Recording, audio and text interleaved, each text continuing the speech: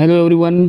तो आज हम बात करेंगे एक डोरेमोन टाइप का कोई कार्टून आता है, उसके बारे में हम डिटेल में बात करेंगे कि आखिरकार उस कार्टून के पीछे का इतिहास क्या है। और उस कार्टून को हम लोगों ने लास्ट 2-3 महीने से बहुत ट्रेंडिंग में देखा है। अगर आप कभी भी गूगल ट्रेंड पर जाकर चेक करोगे ना कि लास्ट 1 महीने का कि लास्ट 30 डेज़ में क्या सबसे ज़्यादा ट्रेंडिंग में रहा है, तो ट्रेंडिंग में सबसे ज़्यादा डोरेमोन नाम का एक कैरेक्टर सबसे ज़्यादा ट्रेंडिंग में रहा है। क्यों अब ये रिसेंटली वापस ट्रेंडिंग में आ गया? क्योंकि इसके बारे में ना लोग बहुत चर्चा कर रहे हैं, क्योंकि अब नई नई थ्योरीज आ रही हैं कि भाई इसका एंडिंग कैसा होना चाहिए था, इसका एंडिंग ऐसे क्यों कर दिया है। तो इन सब के बारे में हम फिर से डिटेल में चर्चा करेंगे। उसके पहले मैं आपको इनमें बहुत चीज़ें बता दूंगा कि भाई और क्या क्या चीज़ें इससे रिलेवेंट है, आपको ये वीडियो क्यों देखना चाहिए, क्यों दूसरों को सजेस्ट करना चाहिए, वो आप खुद ही समझ जाओगे। ठीक है, बात करते हैं आगे अब और क्या क्या चीज़ें इसके अंदर पढ़नी चाहिए।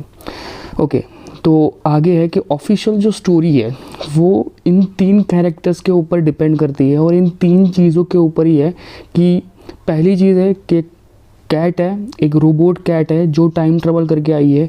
दूसरी है कि उस कैट के पास या उस रोबोट का नाम है डोरेमोन, उसके पास एक पॉकेट है, उसके अंदर उसके पास बहुत सारे गैजेट रहते हैं जो एक नोबिता करके कैरेक्टर है उसको हेल्प करने के लिए रहते हैं। और तीसरा जो पोर्शन है वो है कि फ्रेंडशिप और लेसन्स, और उन स्टोरीज़ में से या फिर उन एपिसोड में से आपको एक मोरल ऑफ द स्टोरी बताना या आपको एक लेसन देना कि भाई ऐसा करने से ऐसा हो सकता है। तो ये एक अच्छा वे है कन्वे करना, किसी भी एक अच्छी चीज़ को लोगों तक पहुंचाना। ठीक है, बात करते हैं सबसे पहले पॉइंट के बारे में जिसको हम कहते हैं कि भाई डोरेमोन जो रोबोटिक है वो 22वीं सेंचुरी से आया हुआ है और वापस आता है और यहाँ पे एक नोबिता नाम का एक लड़का होता है, उसकी लाइफ में उसको हेल्प करता है और उसकी लाइफ को इम्प्रूव करता है। आगे वो किस तरीके से करता है, तो जो डोरेमोन है उसके पास वो 4 डायमेंशनल पॉकेट का यूज़ करता है, जिसके अंदर है ना उसके पास एडवांस टाइप के गैजेट होते हैं जो कभी ना कभी नोबिता को हेल्प करते हैं। और नोबिता जब भी किसी चैलेंज में फंसता है तो वो उसके लिए हेल्प करने के लिए वो उन डायमेंशन पॉकेट्स में से अपने गैजेट्स को निकालता है और नोबिता की हेल्प करता है। अगला पॉइंट आता है कि भाई जो मेन फोकस पूरे क्रिएटर्स का था, चाहे वो डोरेमोन हो, चाहे नोबिता हो, चाहे शिजुका हो, चाहे उसके अंदर 1000 कैरेक्टर्स आ रहे हो, चाहे वो हर कैरेक्टर के अंदर कोई ना कोई चैलेंज डाल रहा हो या हर एपिसोड में कोई ना कोई नया चैलेंज एक्सेप्ट करके और उनको डिक्लाइन कर रहा हो, कुछ भी कर रहा हो, एनी XYZ, उनका मेन मोटिव था कि भाई हर एपिसोड में एक मोरल ऑफ द स्टोरी को प्रेजेंट किया जाए, जिससे कि लोगों तक ये मैसेज पहुँचे कि भाई आखिरकार इसका हर एक एपिसोड बहुत ज़्यादा कीमती है बच्चों के पर्सपेक्टिव से, क्योंकि हम सिर्फ कार्टून नहीं दिखा रहे, हम एक एजुकेशन बेस भी बेच रहे हैं। उनका मेन एजेंडा इस टाइप का था। आगे बात करते हैं कि और क्या क्या चीज़ें हैं। आगे चीज़ें हैं कि देखो द डार्क अर्बन लेजेंड्स की 3 थ्योरीज़ हैं और तीनों थ्योरीज़ में से 2 आपको कॉमन थ्योरीज़ देखने को बहुत मिलती होंगी और एक ऐसी थ्योरी है जो आपने सुनी भी होंगी। तो पहले आती है कि नोबिता किसी इलनेस या फिर किसी ऐसी बीमारी का शिकार हो जाता है जिसके अंदर वो कोमा में चला जाता है और उस कोमा के अंदर वो डोरेमोन से एक एडवेंचरस एक पूरा सपना देखता है टाइप, और वो फैंटेसी होती है और वो ड्रीम होता है और वो उसी ड्रीम के अंदर सब कुछ चल रहा होता है नोबिता के अंदर। ठीक है, ये एक पॉइंट है कि जहाँ पे नोबिता बीमार होता है, नोबिता कोमा में जाता है और कोमा में जाने के बाद जो आपको देखने को टेलीविज़न पे मिलता है कि भाई एक इंसान है, एक रोबोट है जो उसकी हेल्प कर रहा है, ये कर रहा है ना, वो सब कुछ तब तक होता है जब तक नोबिता उस कोमा में होता है। ये पहली थ्योरी है। ठीक है, और इस थ्योरी के अकॉर्डिंग क्या होता है कि भाई चलता रहता है नोबिता और इन सब का ये प्रोग्राम है ना, वो चलता रहता है, नेवर एंडिंग गेम की तरह चलता रहता है।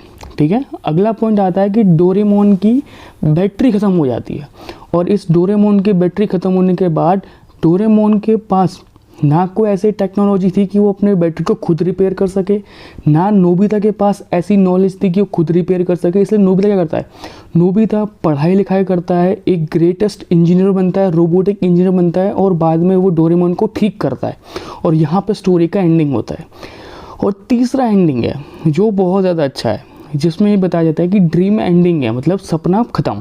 इसमें होता है ये सेम चीज़ है कि नोबिता कोमा में होता है और कोमा के अंदर हर वो चीज़ वो महसूस करता है कि जो हमने देखा है, यानी कि जितने भी आपने एपिसोड देखे वो सारे एपिसोड नोबिता के ड्रीम में हुए होते हैं और नोबिता उस टाइम पे कोमा में होता है। और जब जैसे ही वो कोमा से उठता है तब उसको रियलाइज़ होता है कि डोरेमोन जैसा कोई कैरेक्टर ही नहीं है और वो सब कुछ एक फ्रिक्शनल था, वो सब कुछ एक उसके सपने का एक पार्ट था जहाँ पे उसने महसूस किया कि ऐसा कुछ हो सकता है, यानी कि वो अपने सपने की एक दुनिया में ज़िंदा रहा।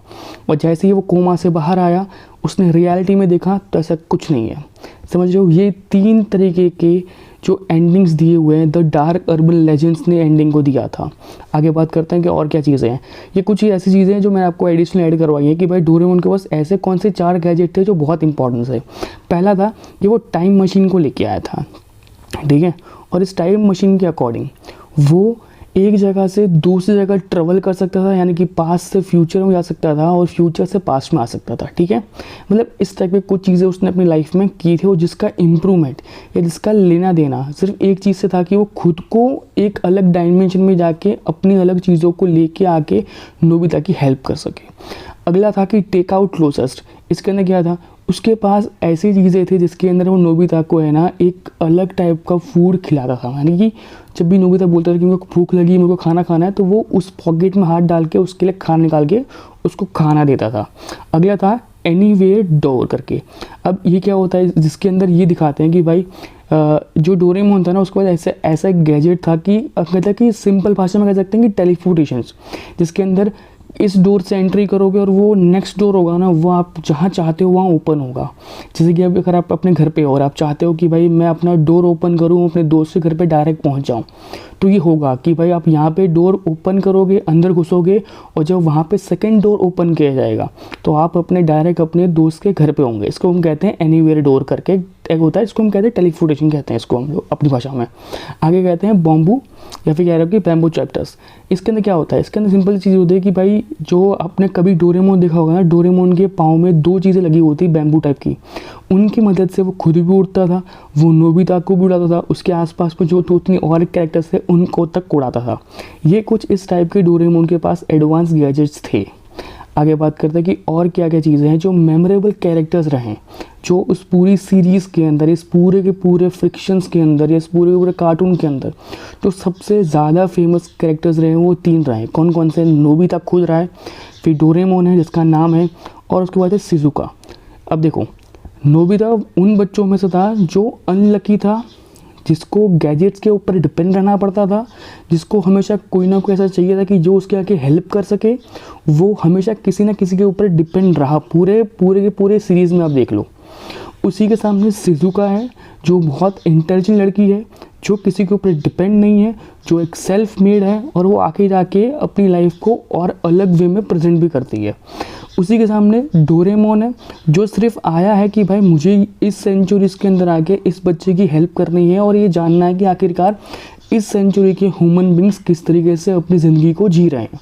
और वो उन चक्करों के अंदर उस नोबिता की हर वो चीज़ जो नोबिता अपने लिए बना रहा था, यानी कि अगर आपको लाइफ में आज भी आपको किसी चीज़ की हेल्प चाहिए होती है ना, तो आप खुद ट्राई करते हो कि पहले मैं खुद से लड़ लूँ और जब मुझे लगे कि यहाँ पे मुझसे नहीं हो पा रहा है तो मैं अपने बड़े भाई, अपने पेरेंट्स, अपने फ्रेंड्स का सजेशन लूँ और उसको सॉल्व करूँ। बट नोबिता वाले केस में क्या था, नोबिता के पास ले देखे वो एक चीज़ थी कि वो अपने खुद ही के यूनिवर्स में ज़िंदा था। उसको लगता था कि भाई मैं अपनी प्रॉब्लम किसके साथ शेयर करूं, ना मेरे दोस्त है ना मेरी फैमिली मेरी बात सुनने को रेडी है। तो वो ले देखिए उसके पास एक ही इंसान है, डोरेमोन, जो एक रोबोट है और रोबोट के पास उतने इमोशंस नहीं थे उस टाइम पे। तो इसी नोबिता ने अपने हर एक चीज़ को और अपनी पूरी दुनिया एक डोरेमोन के आसपास ही अपनी रखी थी, जो हमको एंडिंग तक देखने को मिलता है। आगे बात करते हैं कि और क्या चीज़ें की हैं। ओके, जो बहुत ज़्यादा इम्पैक्ट हुआ है जो डोरेमोन ने अपनी पूरी ज़िंदगी के अंदर, या अब हम बात करेंगे कि भाई जो ओवरऑल जो पूरा का पूरा कल्चर जो डेवलप्ड हुआ ना, वो डेवलप कहाँ से हुआ। पहली चीज़ बात करते हैं कि भाई जो आइकॉनिक पार्ट है, जो आइकॉनिक ये सीरीज़ है, उसका स्पेशली जो पूरा जॉइंट वेंचर था या फिर कह लो कि इसकी शुरुआत थी वो जापान के पॉप कल्चर से हुई। और इस पॉप कल्चर्स का मेन मकसद था कि भाई कैसे भी करके लोगों तक, इसमें हम ये बात नहीं कर रहे हैं कि छोटे बच्चों के लिए, हम इसमें बात कर रहे हैं कि एक बहुत बड़ी जनरेशन तक सबको उसके कुछ मोरल ऑफ द स्टोरीज़ को दिखाया जाए, बताया जाए, जिसके अकॉर्डिंग वो ज़िंदगी को जी सके। ठीक है, इसके अंदर मेन जो चीज़ थी ना, वो एक मेन कैरेक्टर थी कि नोबिता और डोरेमोन की फ्रेंडशिप को सबसे ज़्यादा प्रेजेंट किया गया। ठीक है, अगली चीज़ थी कि भाई इस तरीके की क्रिएटिविटी दिखाई जाए कि बच्चों को ये चीज़ महसूस हो कि हम कार्टून तो देख रहे हैं but at the end of the point हम कुछ सीख के भी जा रहे हैं।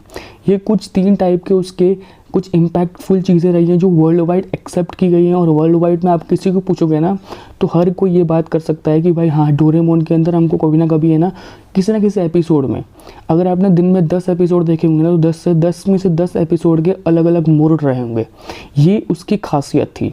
ठीक है, आगे बात करते हैं कि और इस डोरेमोन ने किस पॉप कल्चर्स को है, किस तरीके से उस पॉप कल्चर्स को इतना बढ़ावा दे दिया कि आज वर्ल्ड वाइड डोरेमोन की पूरे लोग चर्चा करते हैं।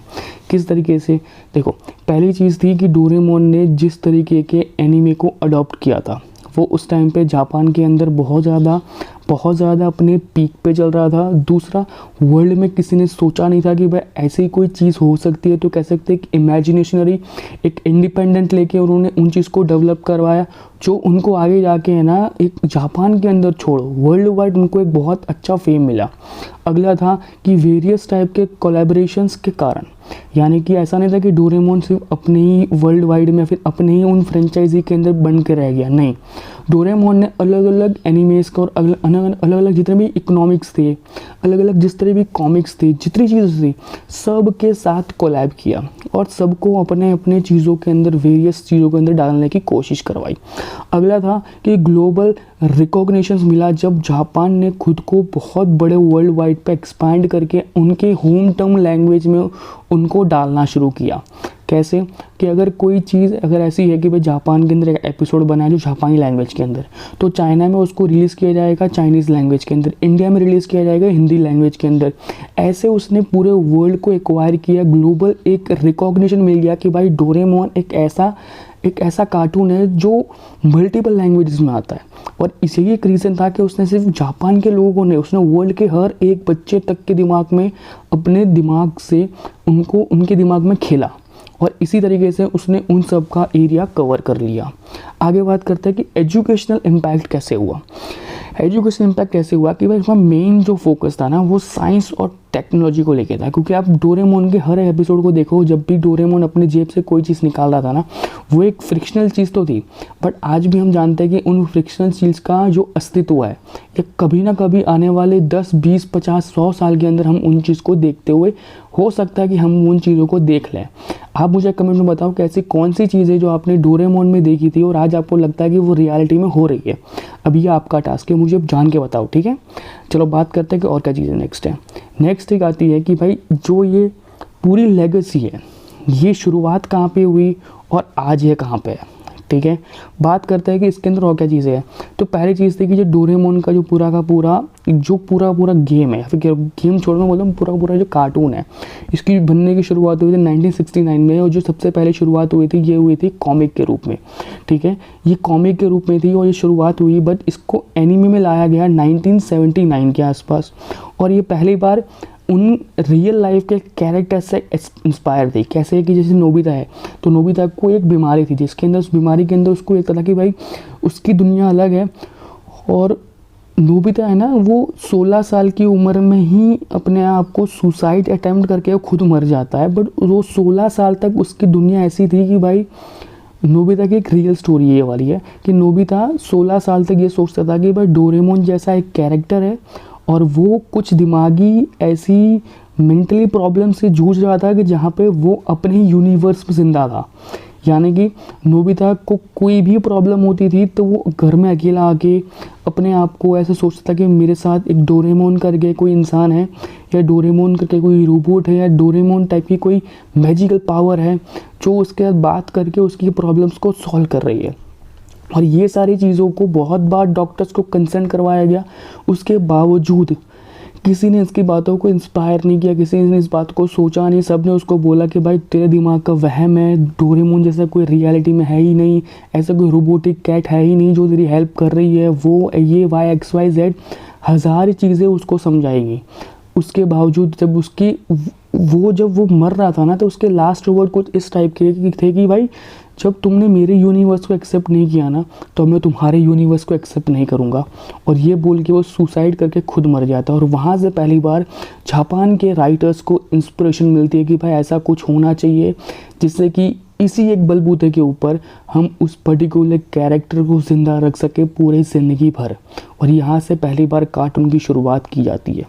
आगे बात करते हैं कि भाई जो मैंने पहले बताया कि भाई डोमेस्टिक और इंटरनेशनल दोनों ग्रोथ लेने के लिए उसने एम्प्लॉयज़ को वर्ल्ड वाइड भेजा था, और वर्ल्ड वाइड उनकी लैंग्वेजेस के अंदर पर एपिसोड को डब करके भेजने की, और उनका मैसेज स्पेंड करना बहुत इजीली कन्वे पड़ रहा था उनको।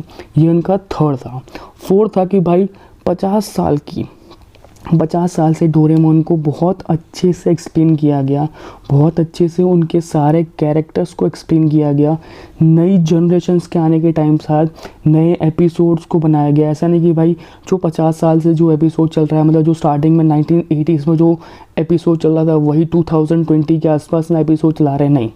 जब जनरेशन्स चेंज हो रही हैं तो नई जनरेशन्स के साथ साथ नई प्रॉब्लम्स को टैकल करना, नए मोरल को व्यूज़ में उनको बताना, नई चीज़ों को एक्सपेक्टेशंस करवाना, नए टाइप के कंटेंट राइटर्स को लेके आना, नए कंटेंट्स को लिखना। किसी ने तो उनको मूवी तक बनवाई है, किसी ने इनकी वेब सीरीज़ तक बनवाई है। क्यों? क्योंकि उनको पता है कि भाई आज के यूथ को, आज के बच्चों को क्या चाहिए होता है। तो इस टाइप के कंटेंट्स को लेके चलना और इन टाइप के कंटेंट को उन्होंने बहुत ज़्यादा अप्रिशिएट किया था। तो ये कुछ है डोरेमोन की पूरी जीवन गाथी, जो मैंने आपको A to Z हर एक चीज़ बता दी। यहाँ पे मैंने आपको है ना, देखो, सबसे पहले डोरेमोन के बारे में कुछ बताया, फिर मैंने डोरेमोन का जो 3 एंडिंग पॉइंट है मैंने आपको वो बताया, फिर डोरेमोन किस तरीके से एक्सपांड हुआ हमने वो बताया, और हमने लास्ट में डिस्कस किया कि भाई डोरेमोन का पूरा एंडिंग ड्यूरेशन लेगेसी कैसी थी। क्लियर? तो ये इस पूरे के पूरे वीडियो में मैंने आपको डोरेमोन के बारे में A to Z ज्ञान दे दिया। ठीक है? अगर आपको पसंद आया हो तो एक छोटा सा लाइक करना, एक छोटा सा कमेंट डालना और चैनल को सब्सक्राइब करना। मिलते हैं नेक्स्ट ऐसे ही कुछ इंटरेस्टिंग वीडियो में। Bye bye, take care.